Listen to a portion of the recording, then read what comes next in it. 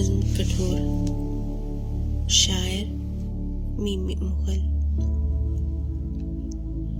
سنہرا شہد اس کے مرمری و عنبری مخروطی سانچے سے جھلکتا تھا۔ بدن کے شاخچوں پر موم تھا، جس موم کو حدت کے لمحوں میں پگھلنے سے بچانے کو، سنہرا پن بچانے کو خنک کی کسی برفاب ساعت کی ضرورت تھی۔ وہ ساعت وقت کی سلوٹ میں ہوتی ہے، شراروں کی کسک پا کر چٹکتی ہے، دراڑوں میں بدلتی ہے۔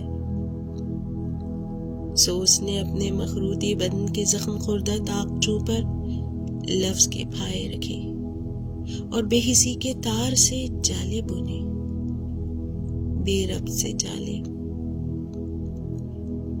مگر وہ شہد ایسا نقرۂ آلود سونا تھا، حرارت پا کے مچلا اور بدن کی سب دراڑوں سے امٹ آیا۔ سنہرا شہد سونے سا۔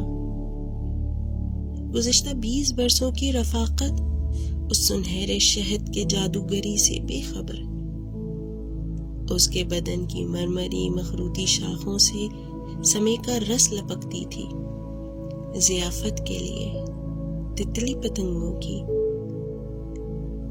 ادھورے لمس کی دہلیز پہ دستک کے بوسے بے معنی تھے، سو اس نے مرمری و عنبری شاخ بدن کو خلت تنہائی بخشی، چپ فراہم کی۔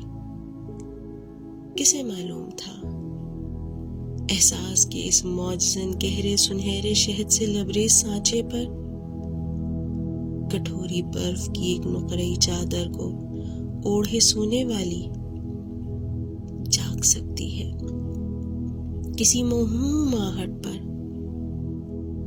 تخیل کے کسی گوشے میں ابھری چاپ سے سانسوں کی شہ پا کر۔